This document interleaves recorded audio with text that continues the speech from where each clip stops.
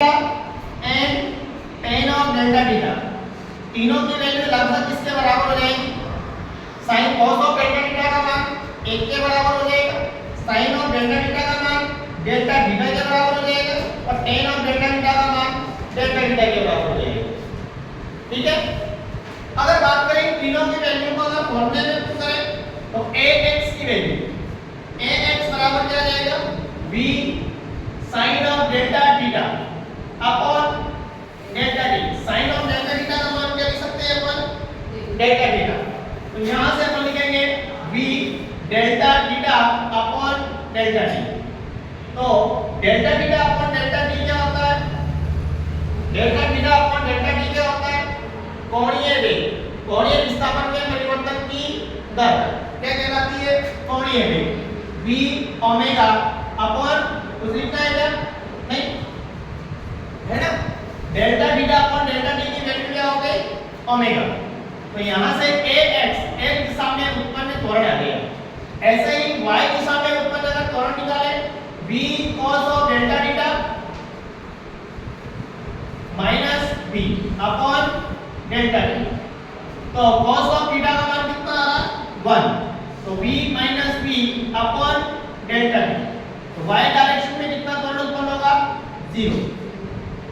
तो परिणामी सदिश या सदिश रूप में त्वरण निकालें तो सदिश रूप में क्या हो जाएगा? a vector equal to axi के ay z।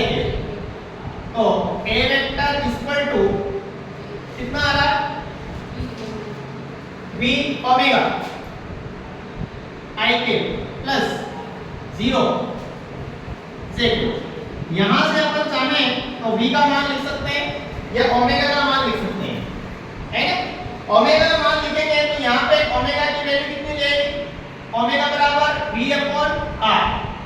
इसी फॉर्मूले को अपन लिख सकते हैं v square upon r i के 0 z। ठीक है, ऐसे ही अगर अपन परिमाण की बात करें, किसकी बात करें? परिमाण की। तो परिमाण कितना होगा? a वेक्टर का परिमाण इक्वल टू ax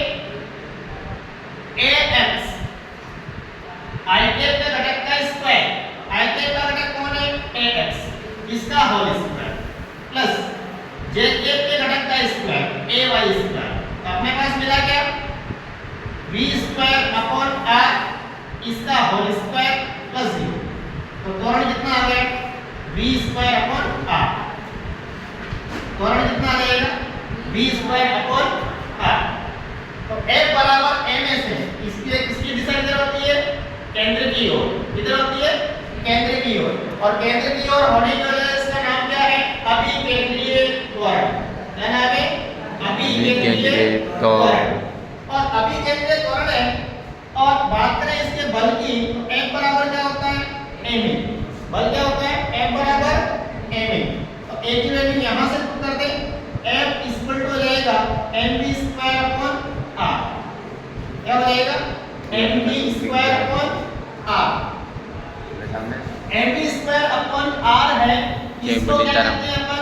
अभिकेंद्रीय बल। क्या कहते हैं? अभिकेंद्रीय बल। अभिकेंद्रीय बल है, इसलिए यहाँ पे इसके फॉर्मूले एक और लिख लेते हैं। चलिए v बराबर क्या होता है? Omega r। Omega r value यहाँ पे पुट कर देंगे।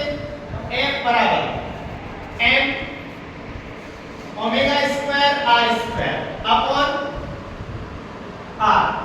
तो f equal to m omega square r बन जाएगा। क्या बन जाएगा? m omega square r। r से r कैंसिल आउट हो जाएगा। यहाँ पे अपन ने देखा है कोणीय वेग और कोणीय आवर्ती के आपस में रिलेशन क्या होता है? ओमेगा बराबर 2 पाई n। कोणीय वेग और कोणीय आवर्ती में आपस में रिलेशन क्या होता है? 2 पाई n। तो f बराबर m 2 pi n whole square multiple r।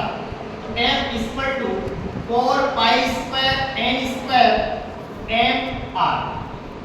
इस प्रकार से अपने पास अभिकेंद्रीय बल तो कितनी फॉर्म में मिलता है अपने को? mv square upon r, m omega square upon r और m 4 पाई n स्क्वायर m r। अगर क्वेश्चन में वेग दिया